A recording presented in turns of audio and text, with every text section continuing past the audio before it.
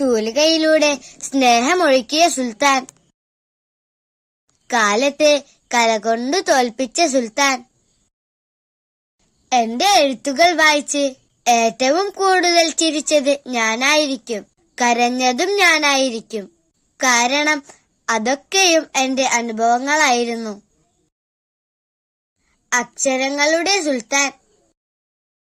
മതിലുകളില്ലാത്ത സ്നേഹത്തെ കീഴടക്കിയ സുൽത്താൻ. ഇമ്മണി വലിയൊരാളെ ഓർക്കാൻ ഉമ്മക്ക് മാഞ്ചോട്ടിൽ ഒന്നിക്കാം.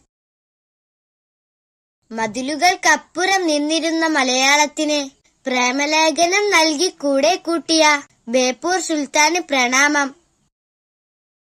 ഉപ്പാക്കൊരാനുണ്ടാർന്നു, പാത്തുമ്മാക്കൊരാടുമുണ്ടാർന്നു.